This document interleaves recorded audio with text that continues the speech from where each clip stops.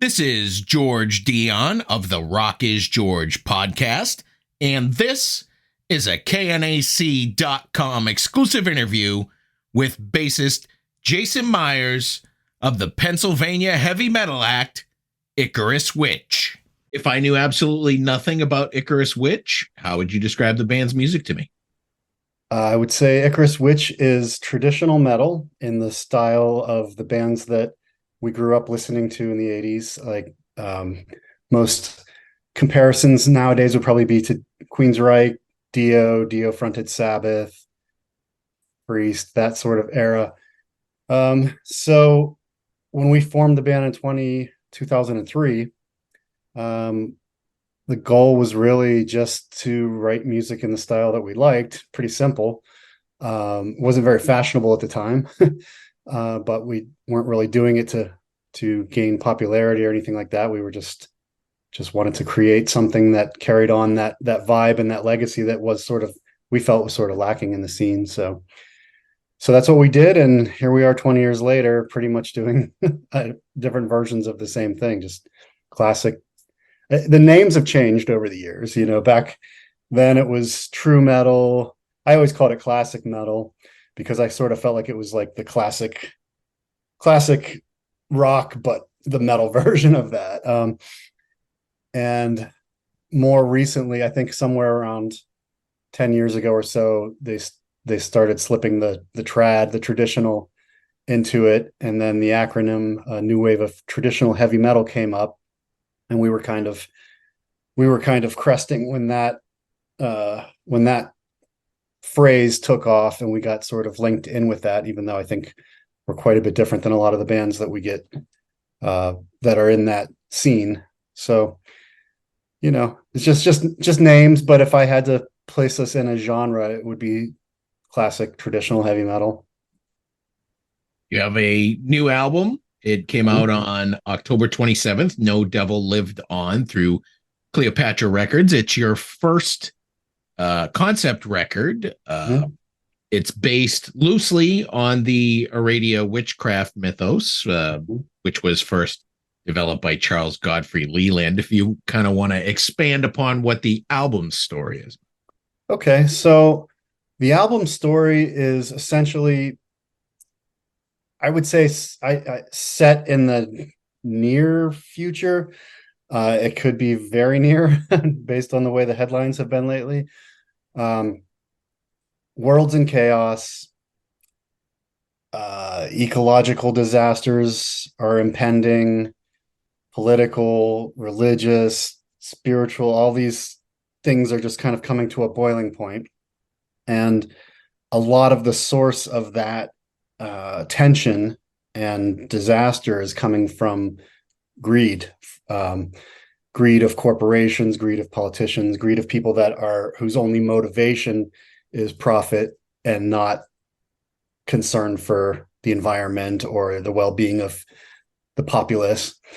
So when that becomes obvious that it's hit a tipping point and it's spiraling to the point where the world's essentially on fire, a group of individuals, well, I should say different groups of individuals, get together to sort of pool their minds to create a solution, to come up with some ideas of how we can stop this before it goes too far.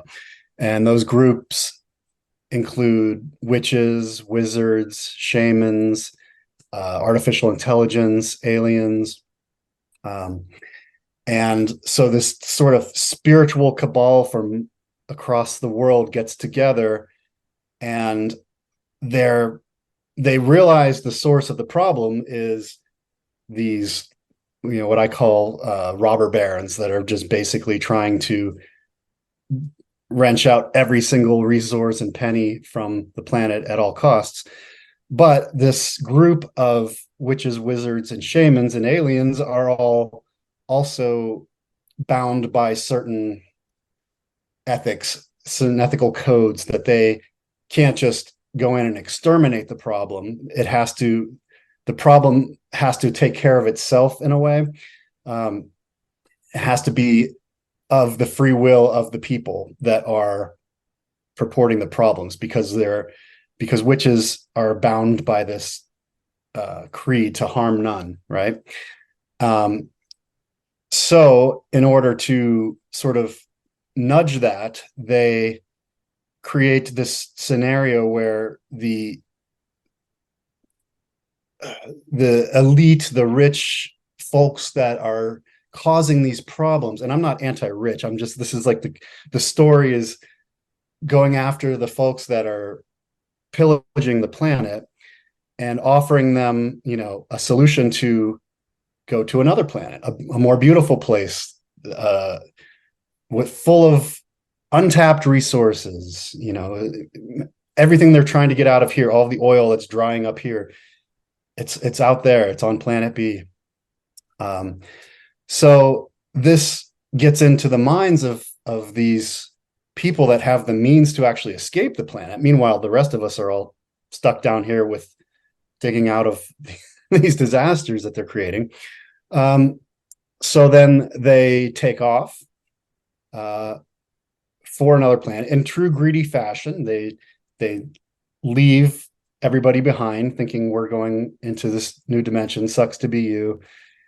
And turns out their plan doesn't exactly work the way they thought it would be, and they end up kind of in a disaster state of their own once they get out into space. And an undercurrent that's happening while this is going on is there's sort of like a rebel faction back on Earth that is trying to band together to fight for the ecology and fight for humanity. And one of the young female leaders is a person named Aradia, who catches wind of this space fleet that's going to the cosmos, and she stows away on one of the craft. And when she gets out there, she finds herself in sort of a state of peril as well. But at one point she's lands on this planet. She survives the crash, which a lot of other folks won't, not to be a spoiler or anything, but if you've seen any of our videos, we kind of go through this story a little bit. She survives the crash and is wandering around the planet, running out of her own resources and food and, air and everything.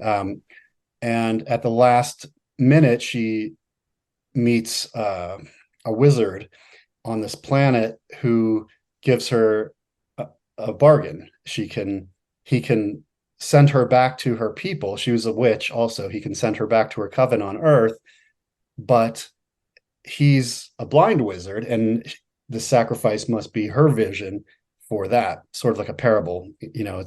We've seen things like this throughout history and literature. But so she takes the bargain and then realizes that she might have gotten more than she bargained for also, and that her solution to return to her people, to her coven, isn't just her getting into a spacecraft and flying back the way she got there. She actually becomes like frozen in ice and encapsulated, and does all of this telepathically through her third eye. So in a sense, she becomes like an artificial intelligence, where she's beaming her newfound wisdom, because she's now transcending mortality. She's sending her visions and her messages back to her people, but all telepathically through her third eye. So yes, he lived up to his end of the bargain. He reunited, but the fine print was that she's now a deity instead of just a rebel. She is now a goddess who's worshipped by her coven, and her sermons or her wisdom is sort of downloaded at this point back on Earth. So there's sort of a tie-in to technology in this facet as well. And I won't give away the ending, but we're pretty close to the ending. So I don't know if that was more than you bargained for when you asked, but it's a tough one to give an elevator pitch for. I've tried over the years to like come up with the best way to explain it, but that's sort of the story in somewhat of a nutshell. a mighty big nutshell, but that's all right. What I would ask is that had you been working on this concept for a while, because it does seem pretty complex? No, no, not at all. I had never even thought about really doing a concept record with this music that we'd started. We're talking about like 2019. Our last album, Goodbye Cruel World, had just come out in 2018, and towards the end, sort of similar cycle. We were at October of 2018. And as usually what happens, you go through this long writing cycle and all of your juices are flowing and your synapses are firing, and then it's like, okay, the record's done, but you can't just shut off the creative valve. So a lot of times we just keep writing. And that's what happened. We still had all these songs that were not quite ready for that record, but were like germs that were going to turn into new songs.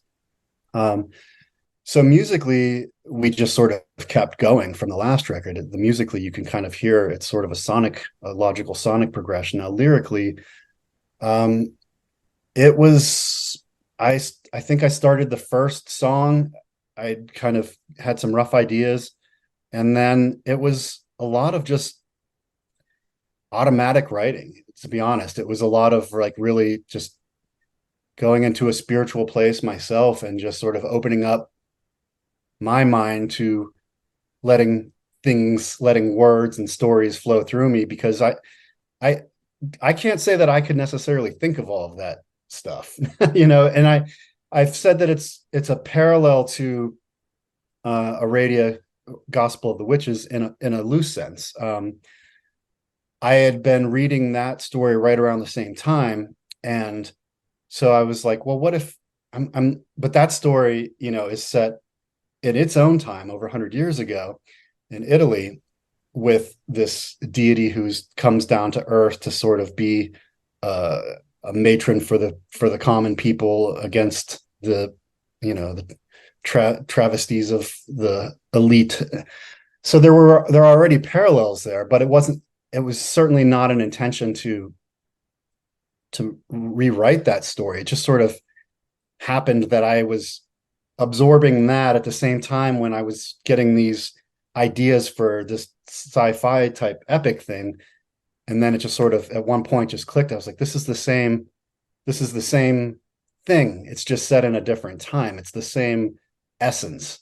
So yeah, I can't really take all the credit for that. I just feel like I just hit a good space where I opened up and was feeling very inspired, and it just started flowing together, and I just went with it. I just kept writing and put it together like a puzzle.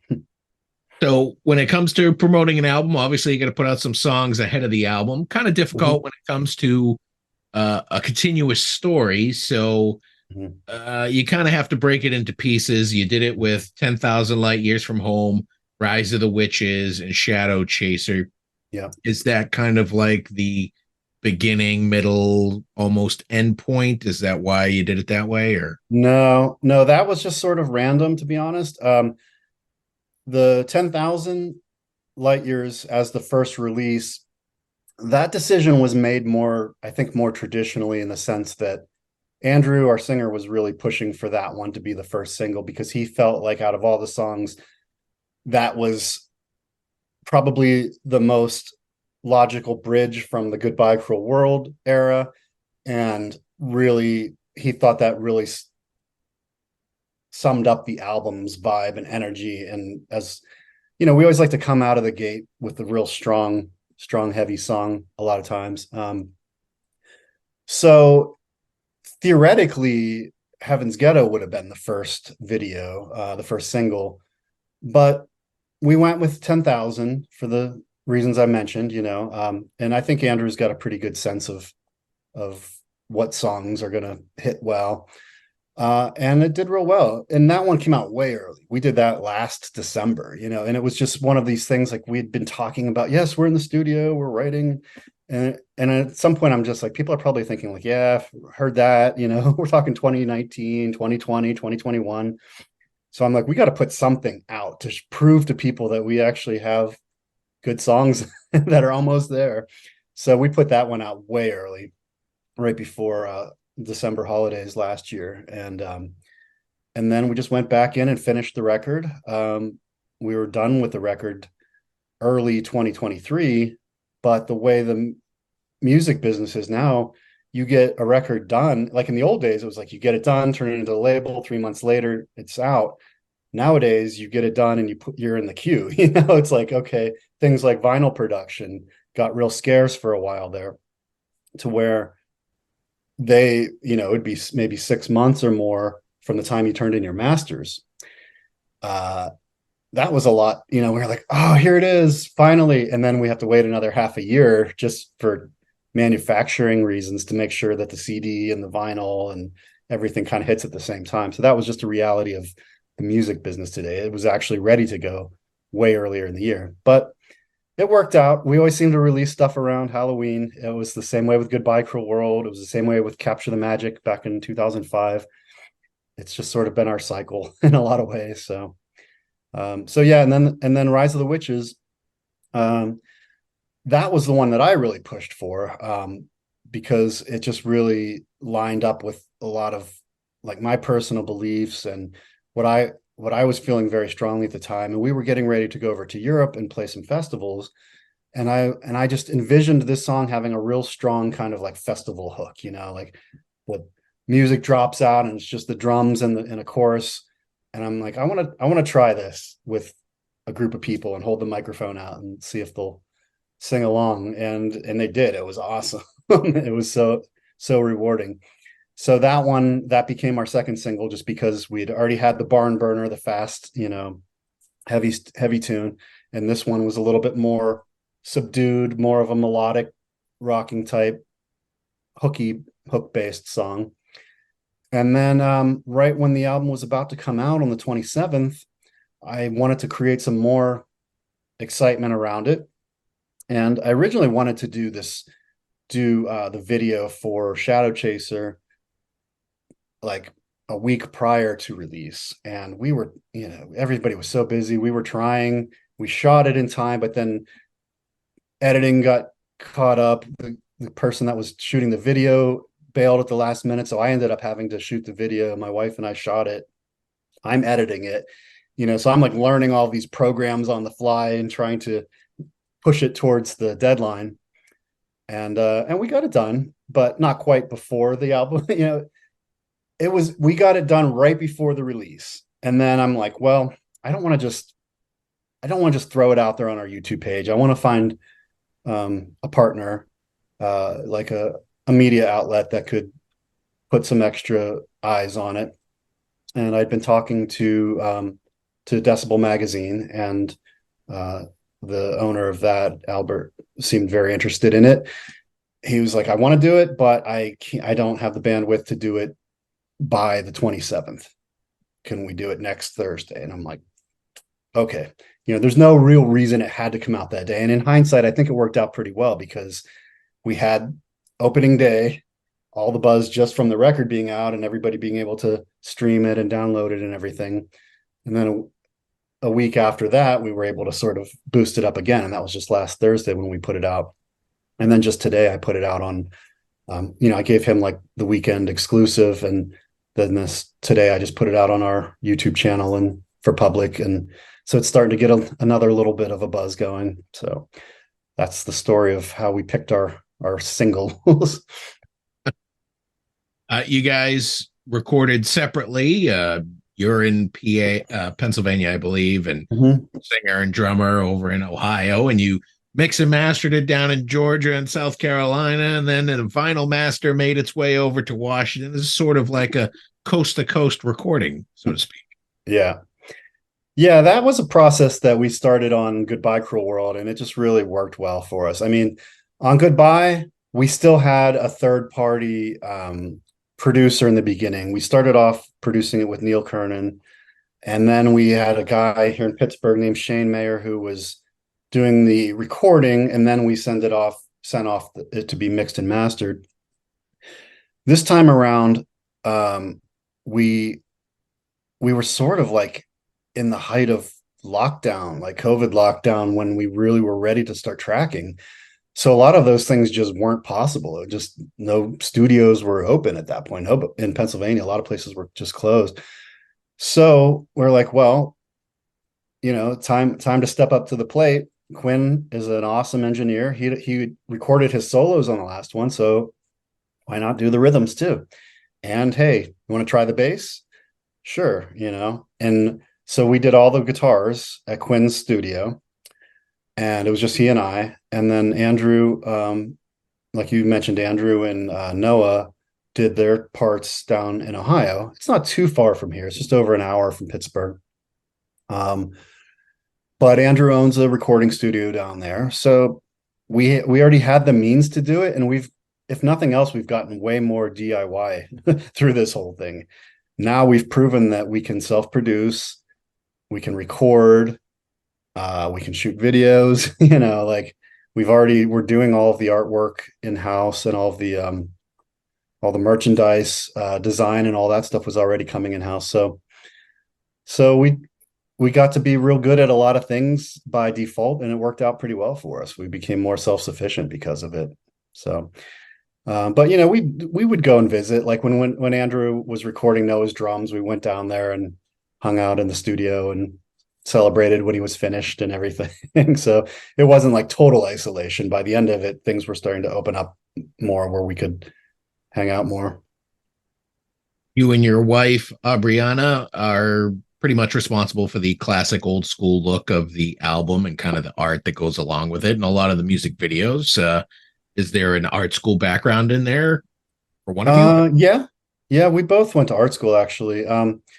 And that was another one of those sort of like, it just happened by default on the last record, where I had this like vision of how I wanted the cover to look. And over the years, she's become a much better artist than I am graphically. So I would feed her the ideas like as an art director and be like, oh, make it like this, or use this color, or try this background. And the thought originally was just make it good enough to where this will be our art demo, and then I can hand it off to somebody to paint it or to do it better or whatever. And then it was so good that I was just like, well, this is what I want. It's not going to do me any good to hand it off to somebody else at this point, because it looks just like I wanted it to. So there's our album cover. And this time around, because I knew we had that ability in-house, and she tolerated my art direction once again. And I think this one came out even better. I mean, it's just one of those things where I saw this vision of what she looked like, what the album art, the goddess on the cover looked like before the music or anything was already done, had the name of the album before the music. And that was sort of like our North Star then. I printed it out, and Quinn had it hanging on his studio wall, and we knew that this was the album. Now we just have to make it. We have to make the part that goes inside of the album. This is your second studio album with vocalist Andrew DeCagna. Mm-hmm. How did you guys first end up hooking up? We've known Andrew for a long time. He's sort of a local legend in the tri-state area here. I mean, he had used to sing for a band called Dofka, Jim Dofka, the guitar player. And we played festivals in Ohio with them. We played shows on the same bill. So we knew like what a talent he was, not just from that band, but from other bands he was in. He's also sings in Brimstone Coven, band I really like. And I had moved to Salem, Massachusetts for a while. We'd sort of put Icarus Witch on pause after Rise, between Rise and Goodbye Cruel World. And in that time, Andrew had asked Quinn to play some guitar solos on a new project he was doing called Iron Flame. And so Quinn and Andrew had now become working partners in that sense in the studio. And then Andrew eventually got to the point where he put that like a live version of Iron Flame together. And Quinn was playing with him on some shows with that. So when Icarus Witch needed a singer, he was top of mind. I didn't really know him very well, but Quinn vouched for him, and Quinn played a little bit of trickery on both of us. He like, we had these demos and he gave the demos to Andrew, didn't tell him it was for Icarus Witch. It was just like, some new stuff I'm working on or whatever. And so Andrew didn't know he was being auditioned, and I didn't know Andrew was being auditioned. And then I think Quinn just wanted to prove that this connection would work. And then he came back to me and played this demo. I think it was Stranger Than Angels. And with this, oh no, this was on the last album, so it wasn't Stranger Than Angels. I forget which song was our first one there, but that's how it came to be.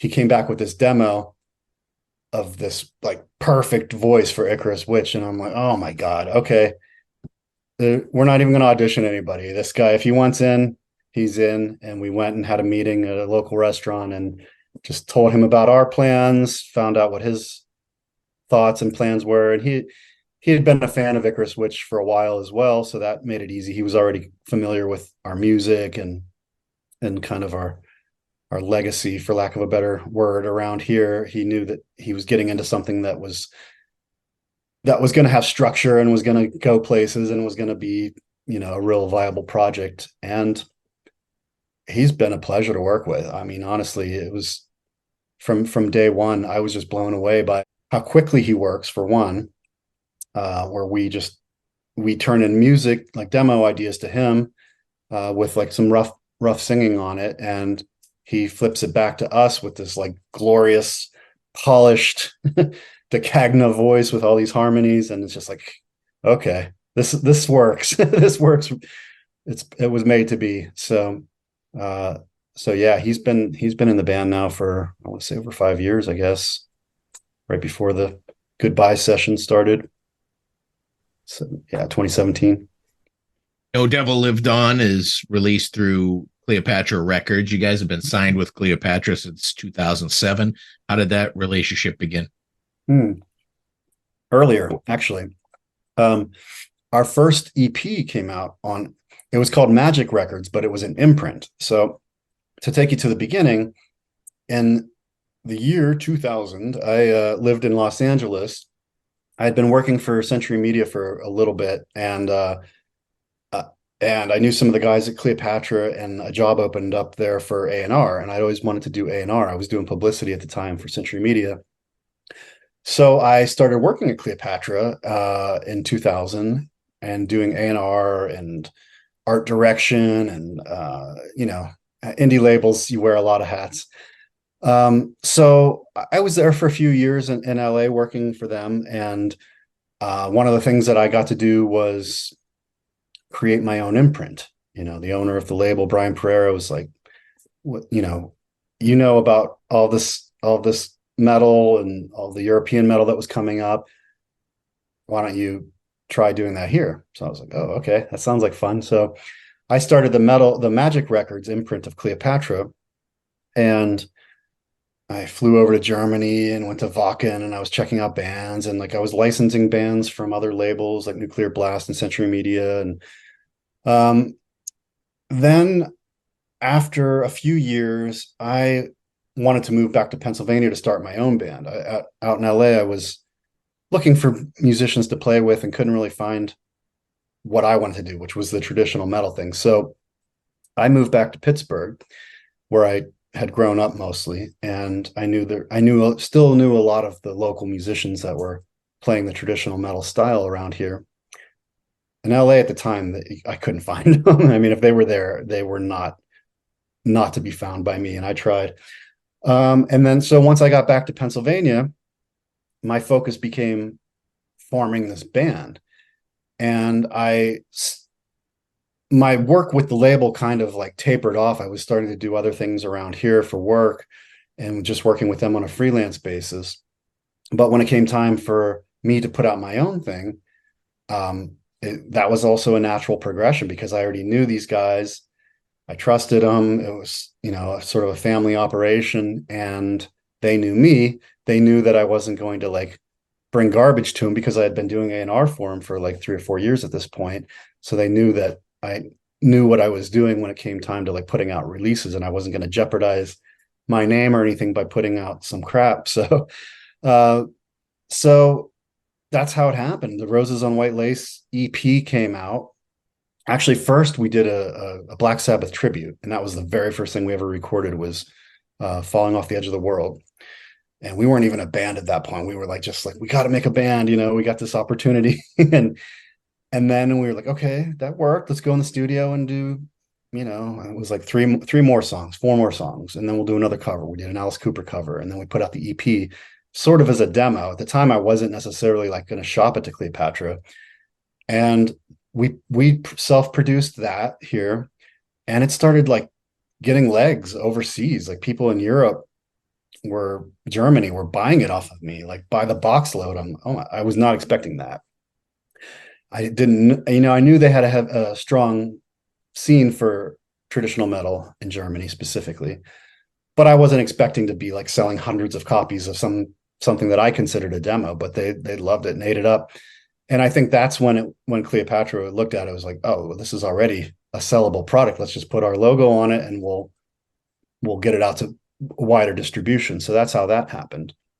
And then after that sold really well, we did our first album, Capture the Magic, and that also came out on Magic Records. Now by this time, again, my role with the label was less, but my role with the band was growing. It was just sort of a natural evolution, I guess. And then they ended up on the next album after that, Songs for the Lost, that was 2007. And that's when I was like, I didn't really have time to keep the Magic Records label going the way it needed to be. So I was like, let's just put this out on Cleopatra. It's the same thing. It's the same people, same distribution. If I don't have time to keep this imprint label going, then I don't know there wasn't really anybody there that was going to. It was kind of like my baby.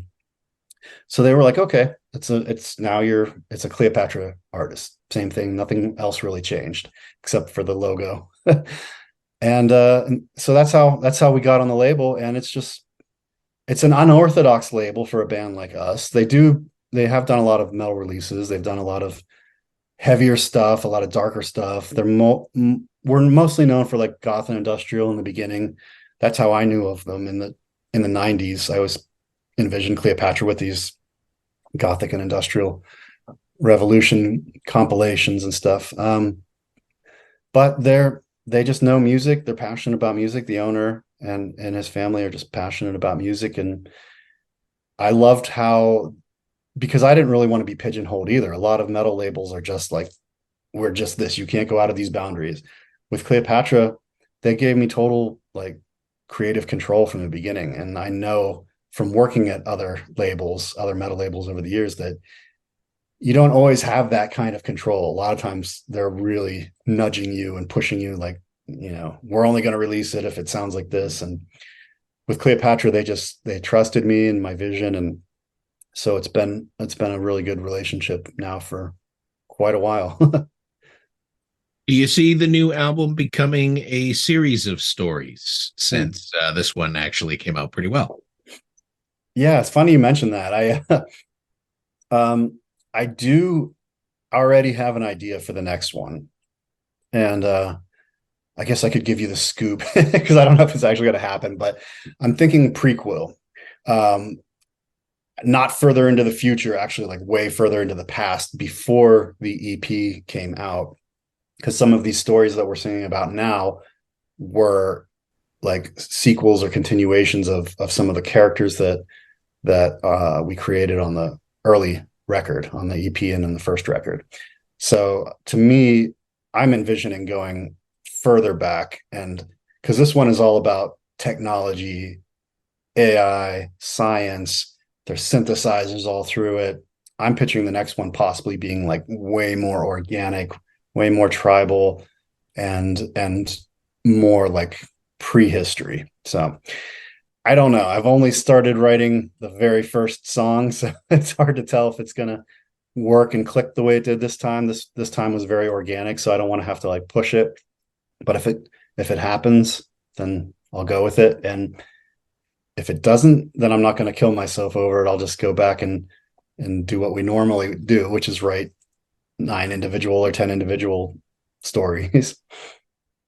You guys had an album release party on November 4th at the Shred Shed. Mm-hmm. How did that go? It was awesome. Yeah, it was last Saturday.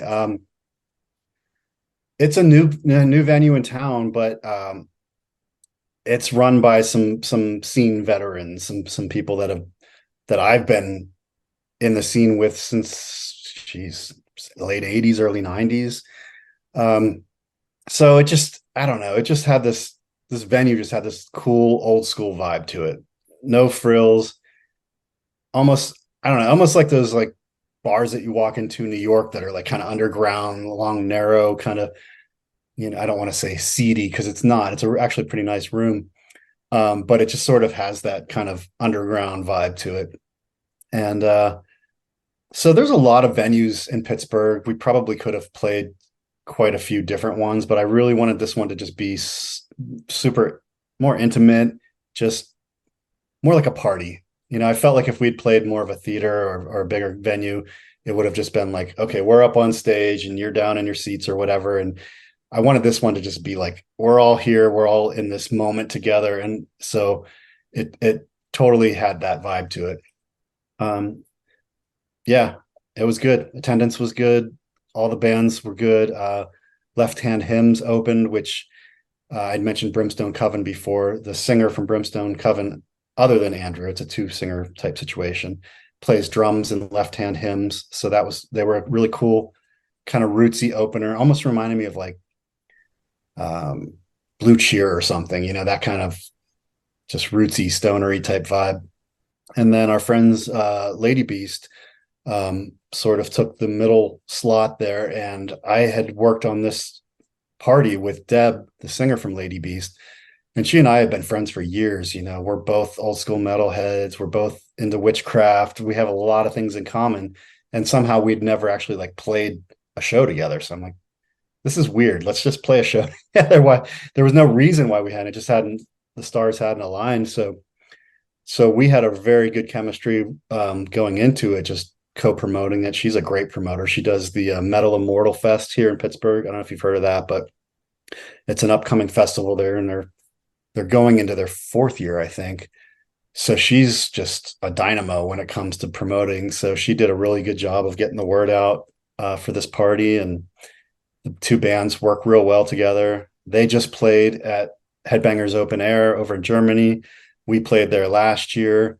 So we're definitely cut from the same cloth for sure. And our audiences overlap a lot. So that worked out real well. And yeah, it was a great night. Oh, and also Onion Maiden catered it. I have to give them a shout out because I'm also vegan, right? And my wife and I are vegan. And how many towns have a vegan metal themed restaurant? Like unfortunately they closed their main store, but they're like doing pop-ups now and food truck type things. And they are the caterers of this Shred Shed venue. So it was awesome. So not only did we have great beer and great metal, but we had great vegan food cooked and served up all night too. My kind of party. What does live performances look like going forward? Well, where are you located at? I'm in Massachusetts. Okay. What part? I'm in Plymouth. Plymouth. Okay. So you know how winters are.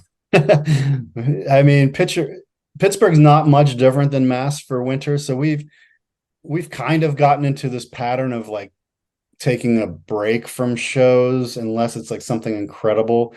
Back in the day, we used to just go out on the road and tour. I mean, we were always out on the road in winter, and it's dangerous. It's like cold, it's miserable, everybody's sick.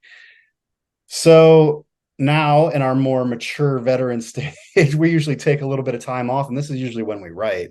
So that show was just our kind of like our debut for the new music, and also like a preview for what people can expect next year. So we'll probably take some time off now and just start booking for the spring. That's usually what we've been doing, our cycle. That's what Andrew likes to do, and I'm cool with it. So going forward, I mean, I'm just starting to reach out to some festivals. Some festivals are reaching out to us. That's become more of the norm now for our subgenre. And fortunately, a lot of festivals are coming up in the States now, where you used to have to always go overseas to do that, or Mexico or South America or something. Now there's a lot of really good ones, including Massachusetts. We played up there a couple of years ago in Worcester. Worcester. Yeah. And that was a lot of fun too. And that festival's getting bigger too. So that's what, whereas in the past we would be just looking for tours.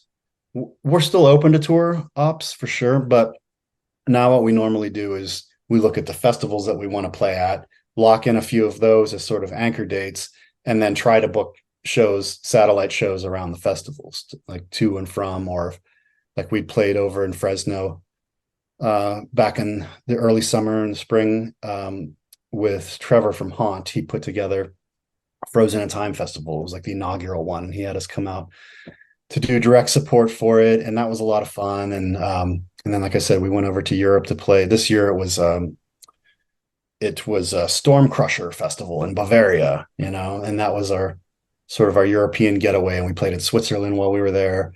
So we're more about looking for those kind of opportunities where we can hit key points, and a lot of people go to those festivals or those events instead of necessarily like killing ourselves like in the old days where we would hop in the van and play 30 nights in a row, and you're playing some dive in Arkansas on a Wednesday night. It's not always the smartest way to spend your time and money. No offense to Arkansas, but you know what I mean. It's like a lot of times you come back from the road and you're just destitute. You're broke. A lot of people. I mean, I can work from the road. I'm fortunate that I've set myself up to that way, but a lot of people have to take time off when they go and leave their families and all that kind of stuff. So that the road looks a little different to us now. We've just gotten more selective. We still love going out and playing, and we'll still play pretty much anywhere in the world that wants us to, if it makes sense, for sure. So we'll be announcing some stuff probably right around the new year once we get a few things locked in. Maybe sooner. Now we've talked a lot about witches and witchcraft tonight, and probably be known, if people don't know, you're a priest in the Cabot tradition of witchcraft, which has its origins here in Massachusetts in Salem. Yeah. This is kind of a practice of witchcraft that ties in with science. It's to guide individuals in the world community seeking to empower and transform themselves mentally, physically, and spiritually. Can you expand a little more on what Cabot Tradition of Witchcraft is about? Yeah, well, I see you did your research, so I appreciate that. I've been practicing witchcraft in one form or another since the 80s. And when Laurie Cabot, the founder of the Cabot tradition, came out with her early books, I started reading a lot of her books in the early 90s. And the first time I went to Salem to visit was in the early 90s. And I went, she had like a book signing, and went and got to hang out up there in Salem, and just felt really drawn to that area, for one. And then more specifically, what she was espousing in her books, felt it really resonated with where my spirituality was developing. And that's that the craft, the Cabot tradition is, like you said, is based on the science of witchcraft. It's sort of broken into like three tenets, like the science of witchcraft, the art of witchcraft, and then the religion of witchcraft. And I'm not cynical, but I've never been one to just have blind faith in something or be much of a follower. To me, I mean, I was raised in sort of a scientific household. My father was a scientist, and I always felt like let the results speak for themselves. If something is working in your life, or if you see manifestations working, if you see, if you can experience things really happening, whether they be psychic phenomena or what's called magic, causing change in conformity with your will, then it's worth pursuing. And that's what stood out to me about Laurie Cabot and the Cabot tradition. Around the midpoint of the pandemic, I started taking some online courses with Lori, and I'm like, everybody was doing online stuff around that time, right? Like, and I felt so connected to her vibe and what she was teaching and her ethics, and it was all just it just all really lined up with what I'd been practicing and thinking all of this time.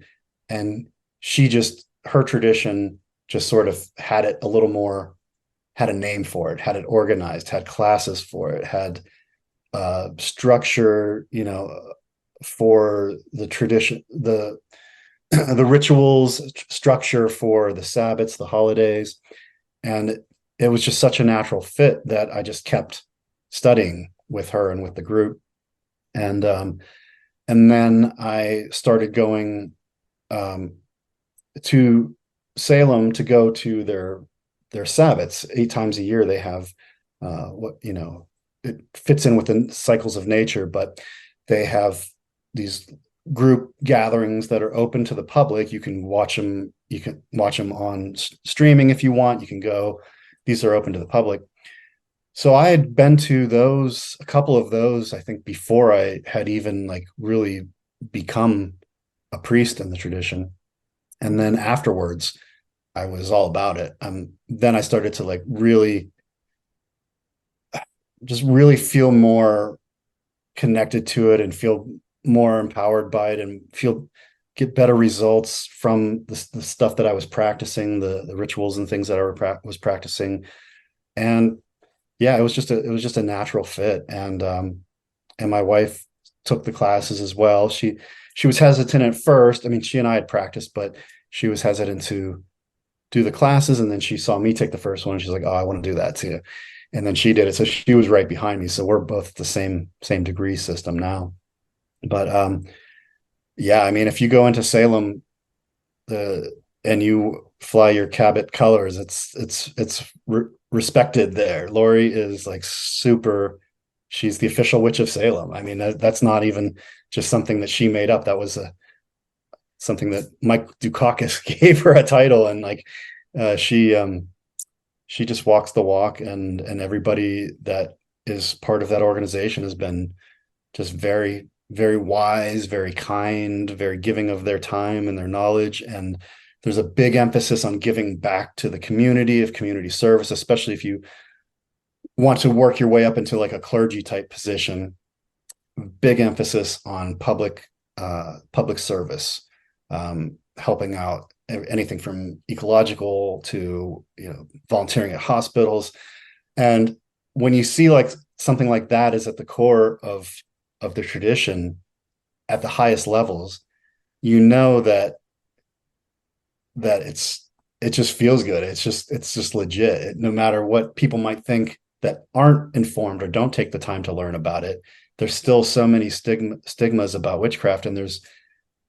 We're regressing a lot. Pennsylvania's had a rough year, like with people, just bigotry, and it's crazy. Like this satanic panic is coming back from, I thought that was in my rear view from the 80s. I remember all this nonsense. People just don't want to take the time to learn what it's really about, or what we're actually doing, or what we are espousing. But with the Cabot tradition, that from the top down, it's all about accepting other people, and regardless of their faith, and learning about other faiths, and learning about ways to embetter yourself, to empower yourself, to help your community. And it just, yeah, it was a fit for me for sure. And that was actually sort of the basis of when I started getting these visions for the song lyrics for this album. It went back to when I was taking these classes. One of the exercises that we did was a guided meditation, where you like go into this room, for lack of a better term, and you are looking for communion with other spiritual entities or other beings. And one that came to me in my meditation was Aradia, and I knew that name.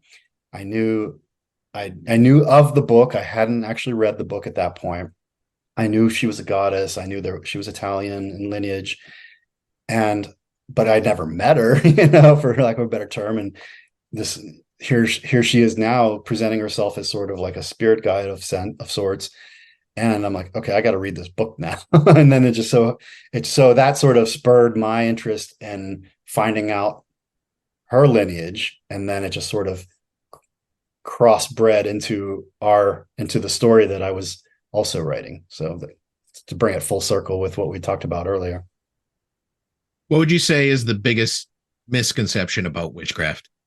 That we're evil people, that we do harm, that I mean, on a more ridiculous level, that we eat babies and all that stuff that probably stems from Brothers Grimm or something. I don't know.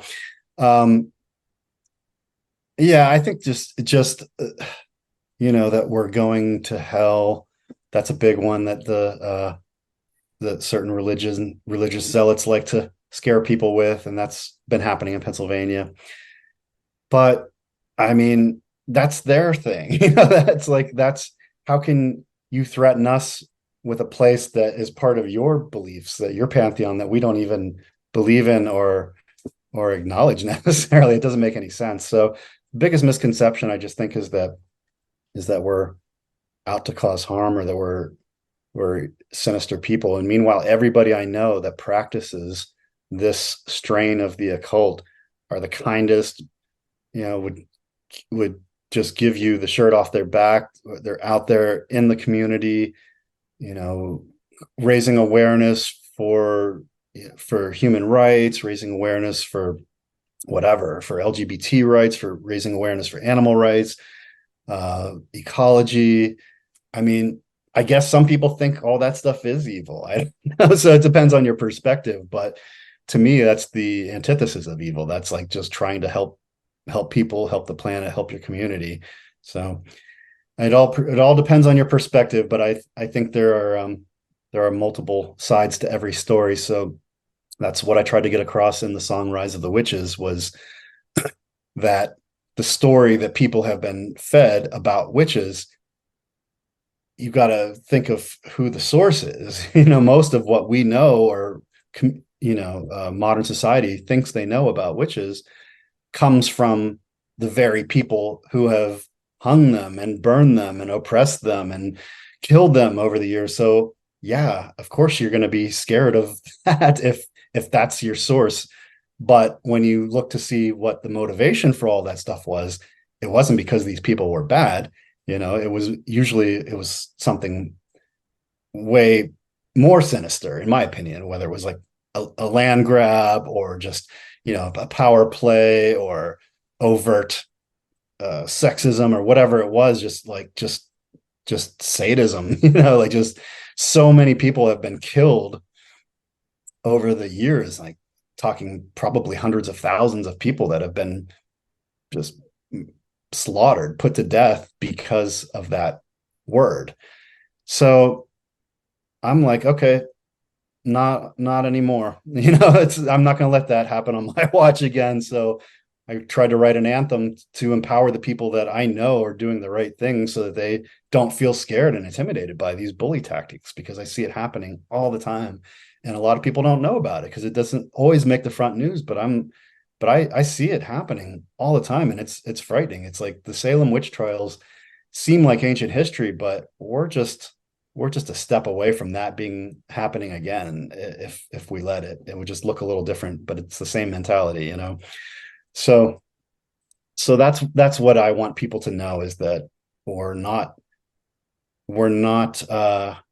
bad people, and that we're also not pushovers. So like, just that, the lyric is, we come in peace, yet with sword and shield, kind of like, okay, we're here minding our own business. We're doing our own thing. We're not trying to convert anybody. We're not trying to hurt anybody. But if you push, then we're getting a little bit bigger than you might think, a little bit stronger than you might think. So sort of like a rallying cry for people that have been pushed around and hurt for too many years. That's what that one's about. Well, those are all the questions I have for you tonight, Jason. The new Icarus Witch album, No Devil Lived On, out now through Cleopatra Records. Fantastic album. Thank you for taking the time to talk to me about it tonight and about your Absolutely. life. I learned a lot, and I wish you the best of luck in the future. Hope to see you live one day. Thanks, man. I appreciate your time too. I really had a good time talking to you, and I really appreciate you taking the time to research not just the band, but some of the things that have been going on that inspired the music. It means a lot to me as well. I appreciate it.